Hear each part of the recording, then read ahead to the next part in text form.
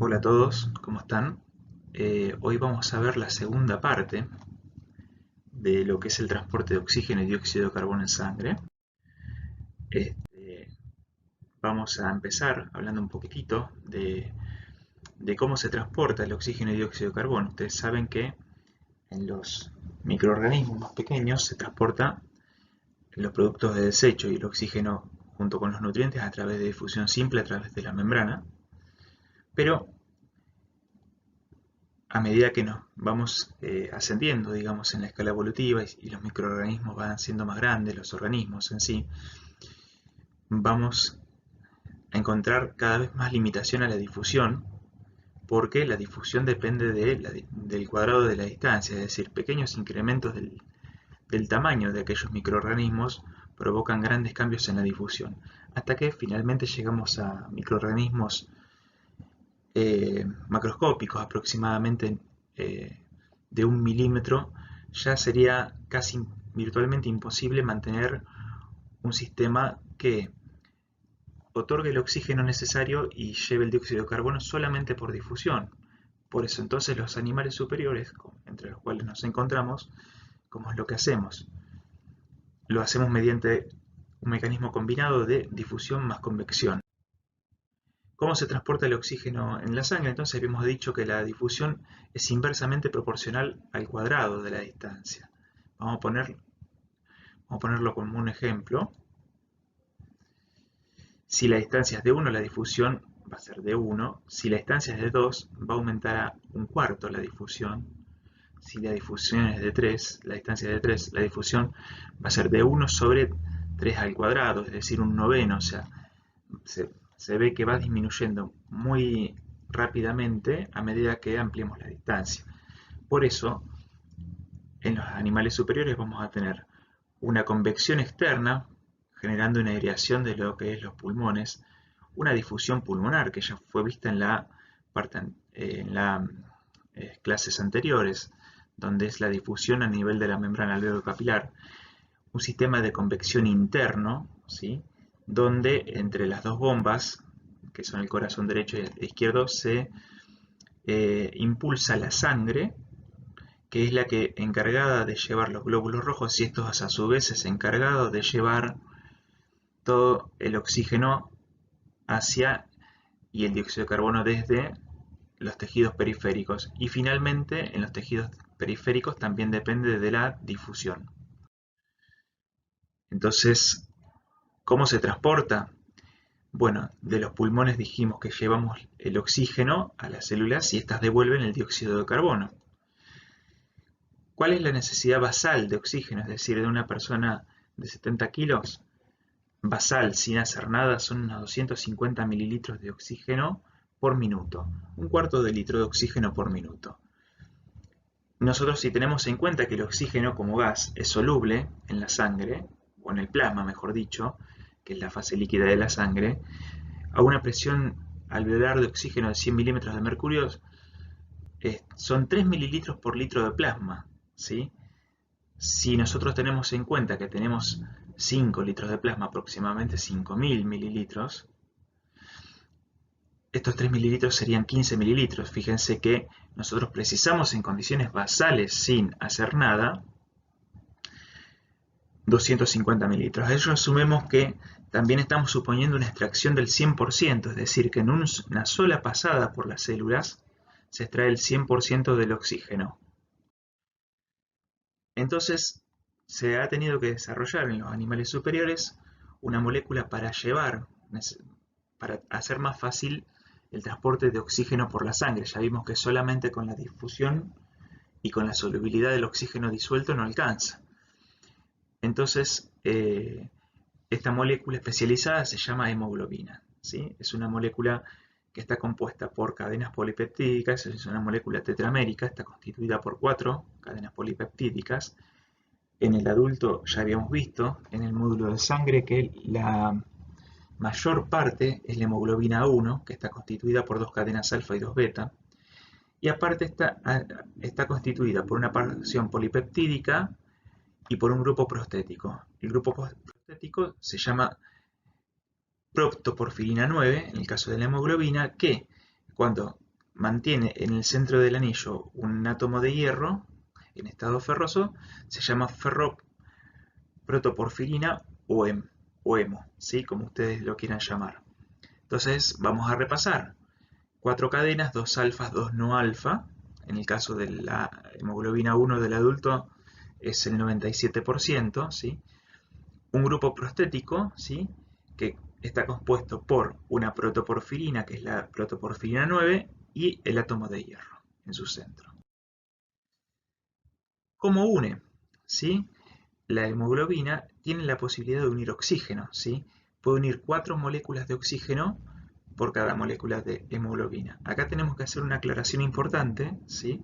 Acuérdense que la molécula de oxígeno es diatómica, es decir, está constituida cada molécula de oxígeno por 2 átomos.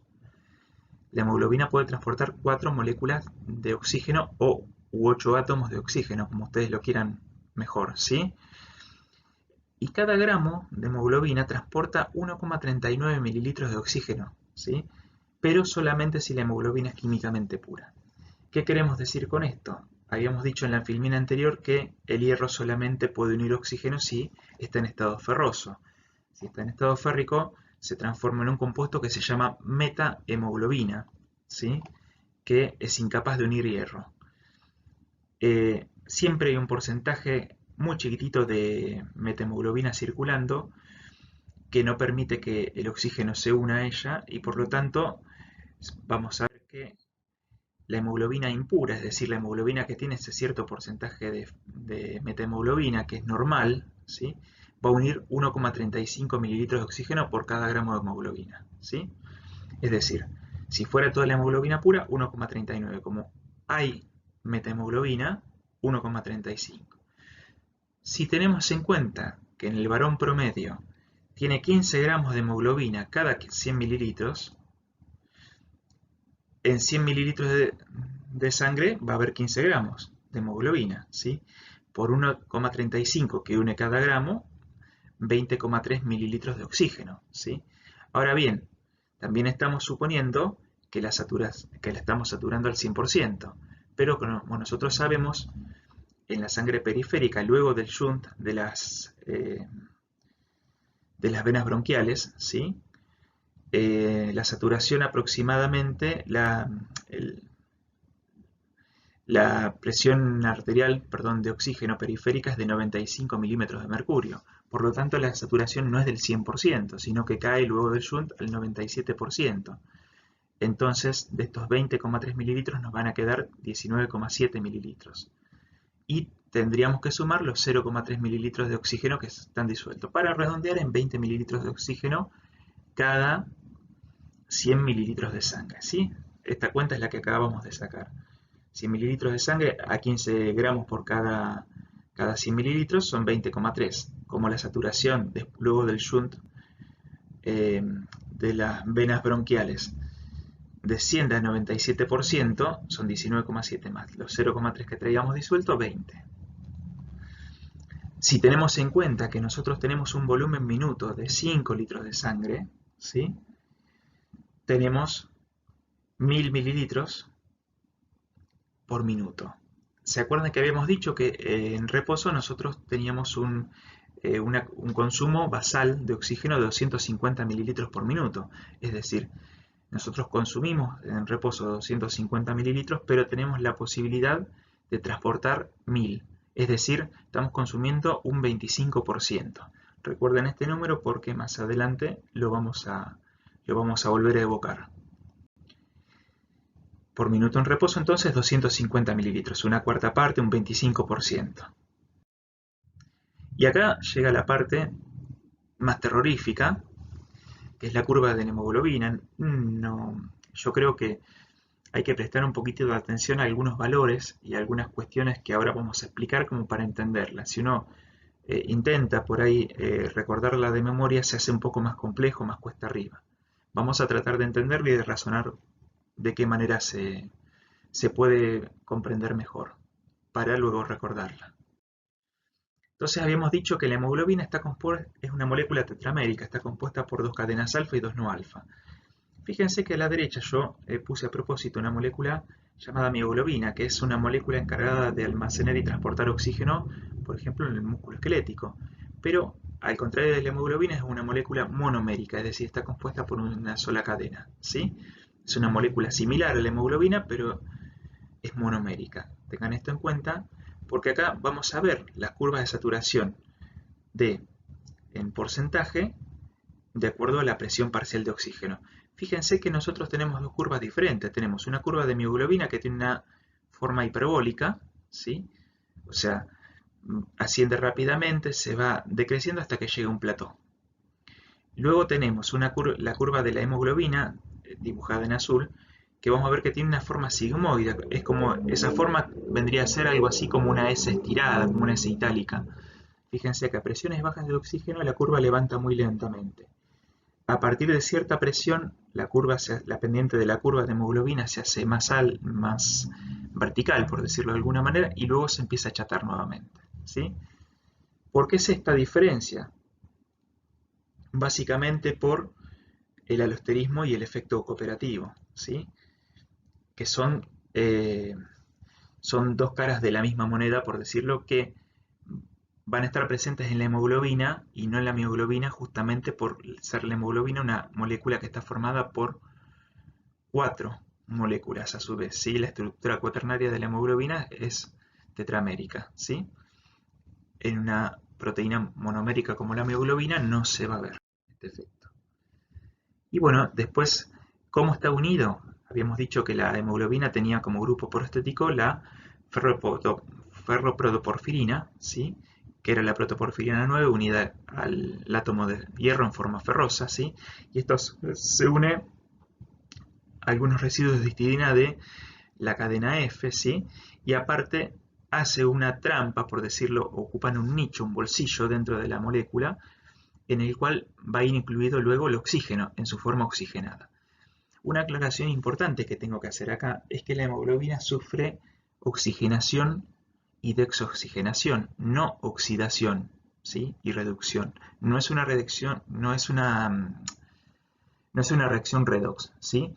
Cuando la hemoglobina realmente se oxida, se forma lo que nosotros habíamos dicho, el hierro en estado ferroso, y se forma la metahemoglobina, que no es una hemoglobina funcional, no permite unir hierro, ¿sí?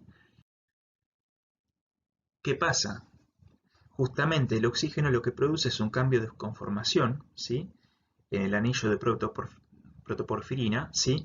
De manera que tenemos en la desoximoglobina una forma llamada tensa, y en la oximoglobina se relaja esa unión al unirse al oxígeno y se forma una forma relajada. Acá en el videíto vamos a ver, por ejemplo, el dioxígeno en rojo, acercándose al hierro, que está representado en amarillo, y el anillo de histidinas de la cadena F, ¿se acuerdan que habíamos comentado? Cuando él se une, va a provocar un cambio conformacional. Esto es, el cambio conformacional se llama efecto alostérico, ¿sí? Que va a producir a su vez un cambio conformacional en el resto de las cadenas de hemoglobina. Fíjense que cuando el oxígeno se une, ¿sí? Se cierra un nicho central, ¿sí? Forma, forma relajada roja y forma tensa en azul, habíamos visto, ¿sí? Y en la forma relajada ese nicho central se cierra. Eso ténganlo en cuenta porque ahora lo vamos a explicar un poquitito para qué sirve, ¿sí? Bueno, acuérdense, dos cadenas alfa, dos cadenas no alfa, ¿sí? Y ahora vamos a analizar un poquito punto por punto cómo es la curva de la hemoglobina. Fíjense, este gráfico está sacado del boron. Fíjense que nosotros habíamos dicho que tiene una forma sigmoide, así, o de una S itálica, de una S alargada. Fíjense que mientras la saturación de oxígeno de la hemoglobina sigue una forma sigmoide, el oxígeno disuelto sigue una recta, ¿sí? Entonces, cuando nosotros preguntemos ¿qué forma tiene la curva de la hemoglobina? La respuesta es que la curva de la hemoglobina tiene una forma sigmoide. ¿Por qué? Por el efecto cooperativo, es decir, por el efecto que tiene entre cadenas cada vez que se une un átomo de oxígeno. Fíjense, y acá están los tres valores que nosotros deberíamos recordar cuando graficamos una curva. Habíamos dicho que la presión arterial de oxígeno es de 95 milímetros de mercurio. para una saturación del 97,5%. Fíjense que acá está representado, ¿sí? Tenemos 95 milímetros de mercurio y un 97,5% de saturación. La presión venosa, tenemos una saturación del 75%. ¿Se acuerdan que nosotros cuando hicimos el cálculo en una de las filminas anteriores, habíamos dicho que precisábamos 250 mililitros de oxígeno en reposo y que teníamos la capacidad de transportar 1000? O sea que el 75% quedaba sin tocarlo. Bueno, de acá se da ese número también, ¿sí? La presión venosa de oxígeno es de 40 milímetros de mercurio, ¿sí? O sea, cuando nosotros le preguntemos ¿cuál es la saturación de oxígeno para una presión arterial de oxígeno de 95 milímetros de mercurio, que es la presión normal en una arteria como la radial, por ejemplo? Es del 97,5%. De esa forma se tiene que graficar. Cuando le preguntemos cuál es la presión venosa de oxígeno, es de 40 milímetros de mercurio para una saturación del 75%, ¿sí?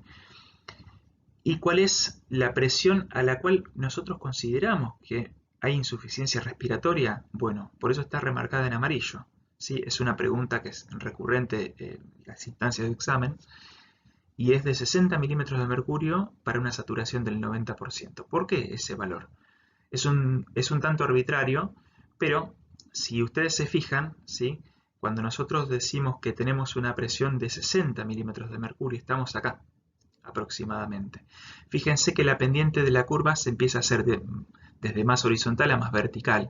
A partir de ahí, pequeños cambios en la presión producen una caída muy brusca de la saturación de la hemoglobina, ¿sí? O sea, estamos al borde del precipicio acá, con esa presión. Por eso, entonces, cuando nosotros preguntemos ¿a partir de qué presión se considera insuficiencia respiratoria? La respuesta correcta es una presión arterial de oxígeno de 60 milímetros de mercurio para una saturación de 90, ¿sí? Estos tres parámetros son los que ustedes tienen que tener en cuenta para dibujar una curva de hemoglobina cuando nosotros se las preguntemos, ¿sí? Y acuérdense que la presión parcial de un gas, ¿sí? De acuerdo con lo que veníamos hablando, esto ya se debe haber hablado seguramente en clases anteriores, pero la da la fase que está disuelta en el plasma, no la que está unida a proteínas, ¿sí? Eso siempre recuérdenlo. De vuelta lo mismo, ¿sí? 60, ¿sí? milímetros de mercurio, 90% de saturación. De ahí para abajo, insuficiencia respiratoria. Bien, acá vamos a ver el alosterismo y el efecto cooperativo. Fíjense que en la forma tensa, azul, cuesta unirse hasta que se une alguna de las moléculas. Provoca el cambio conformacional, el oxígeno que se une, y el resto de las moléculas quedan en una posición relajada que le permite al oxígeno unirse de una manera más fácil, ¿sí?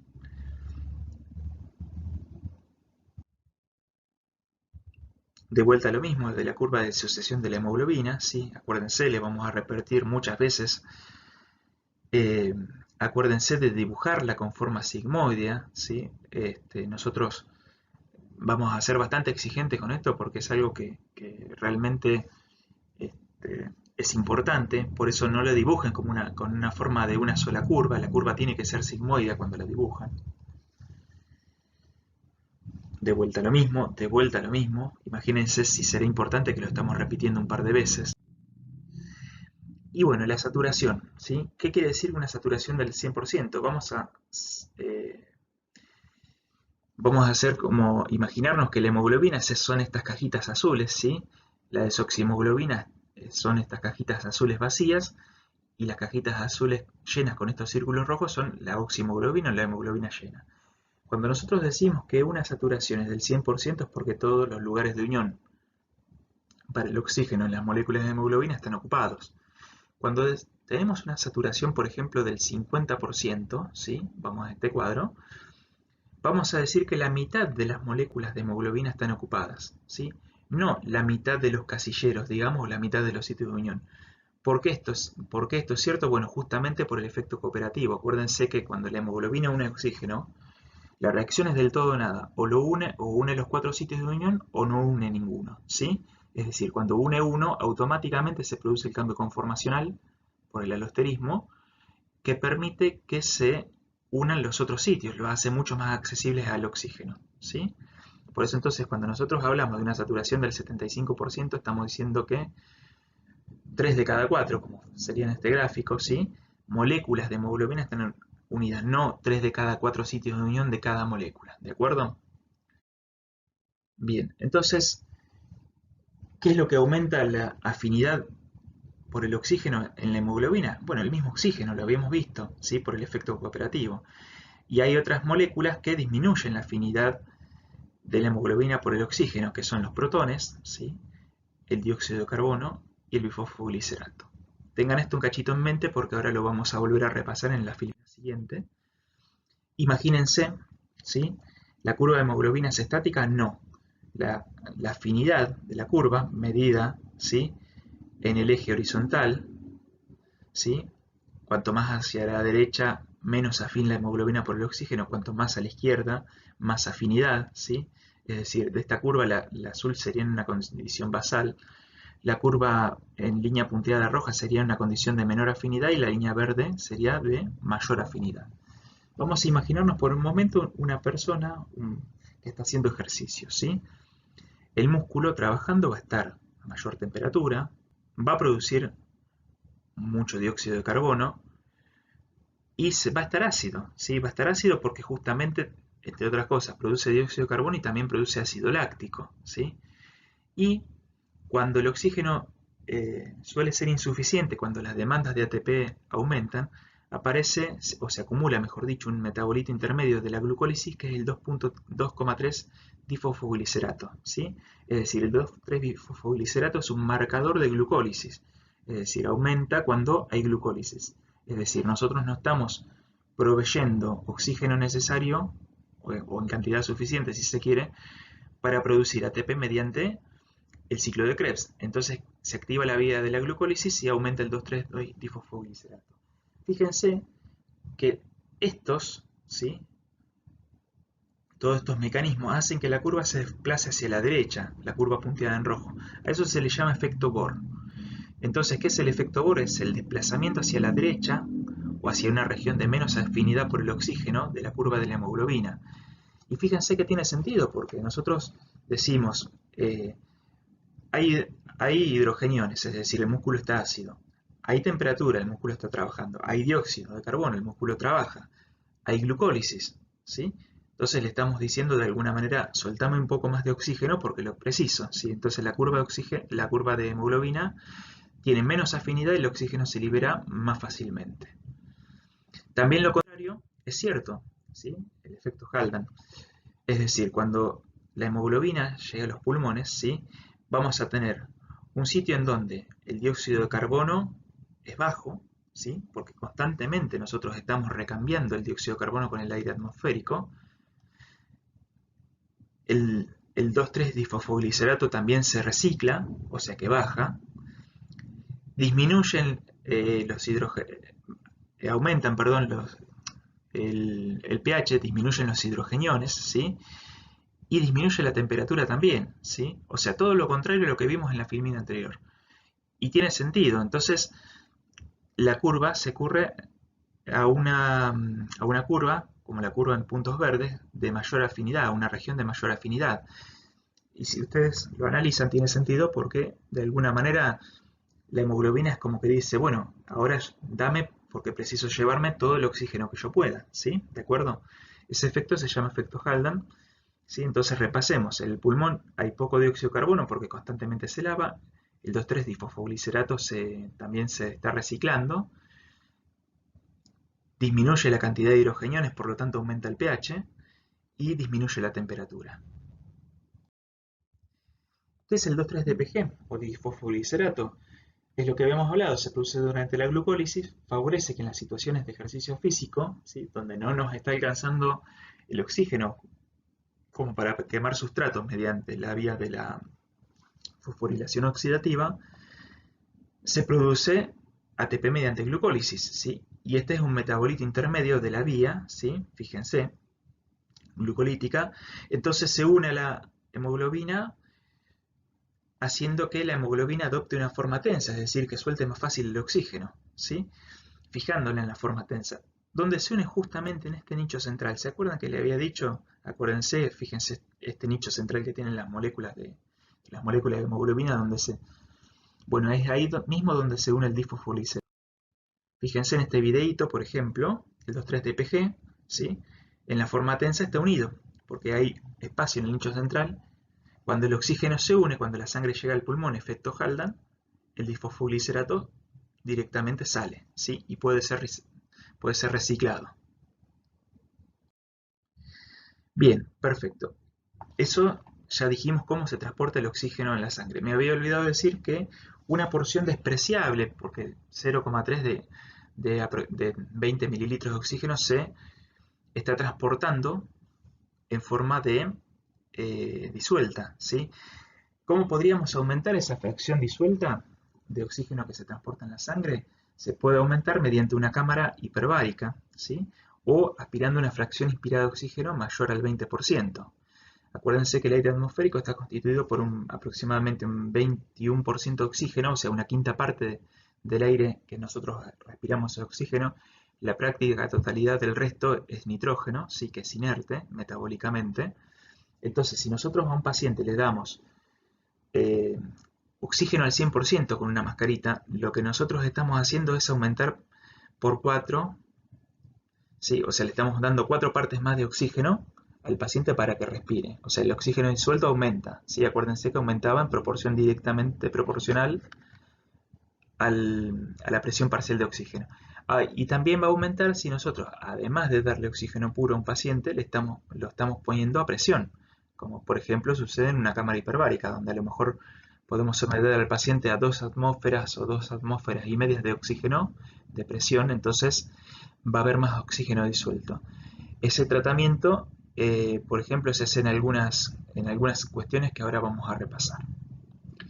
Bien, ahora vamos a ver cómo se transporta el dióxido de carbono en la sangre, ¿sí? El dióxido de carbono se transporta disuelto, como bicarbonato en la mayor parte, o como carbamino, ¿sí?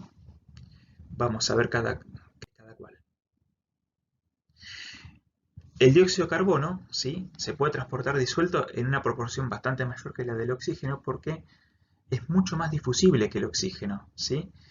Aparte, cuando nosotros llegamos al capilar pulmonar, llegamos al extremo arterial, o sea, de la arteria pulmonar, ¿sí? Nosotros tenemos una PCO2 de 45 milímetros de mercurio y una PCO2 alveolar de 40. En el extremo venoso va a salir la sangre con una PCO2 de 40. Va a decir, pero casi no hay diferencia. Sí, siempre una pequeña diferencia tiene que haber para que de alguna manera fluya, pero básicamente difunde tan rápido y tan fácil el dióxido de carbono que esa diferencia es mínima. Con muy poca diferencia de presión parcial, ese dióxido de carbono va a difundir desde el capilar hacia el alvéolo, ¿sí? Por eso es que se considera que la PCO2 en el extremo venoso del capilar y la PCO2 alveolar son iguales. Para entender un poquito cómo se transporta el dióxido de carbono en la sangre, ¿sí? En la manera mayoritaria que habíamos dicho que es el bicarbonato, tenemos que hacer una pequeña abstracción, tenemos que comprender un poquito una fórmula, ¿sí? Esto yo sé que es tedioso, es pesado, pero bueno, sirve por ahí para que se pueda razonar de alguna manera y que no sea tan hacerlo de memoria.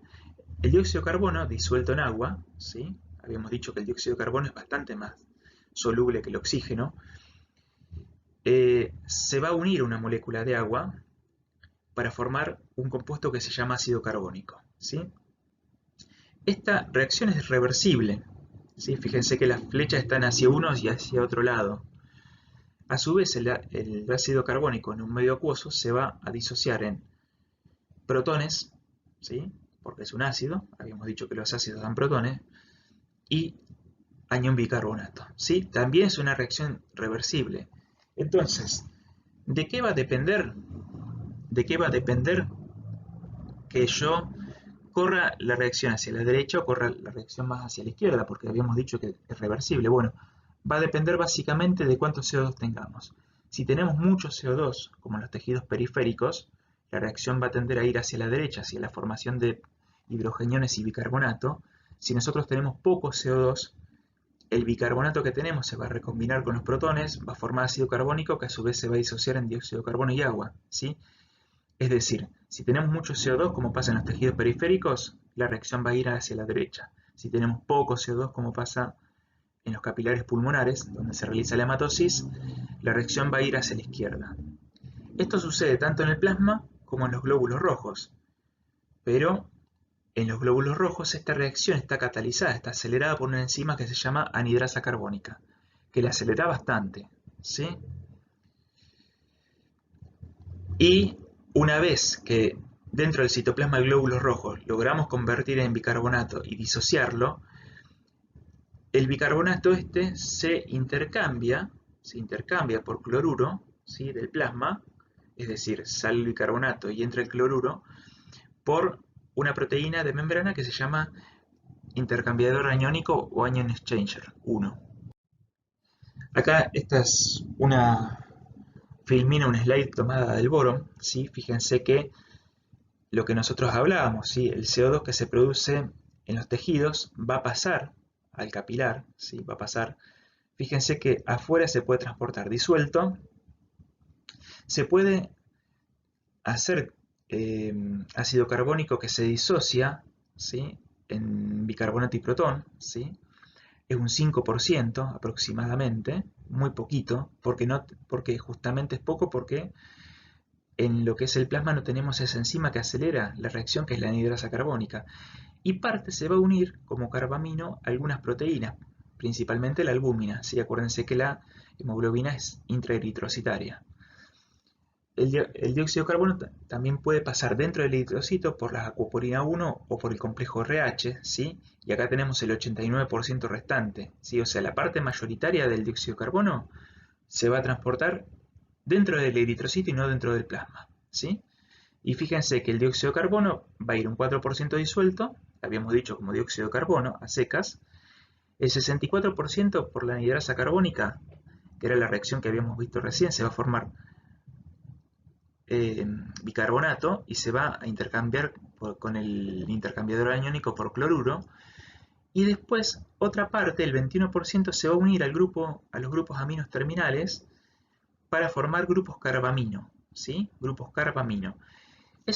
Pregunta de final, ¿es el mismo sitio de unión al oxígeno? No, ¿sí? El oxígeno se une al hierro de la ferroprotoporfirina, mientras que el dióxido de carbono se une a los grupos aminos terminales de la proteína más abundante del eritrocito, que obviamente es la hemoglobina, pero son puntos de unión distintos, ¿sí?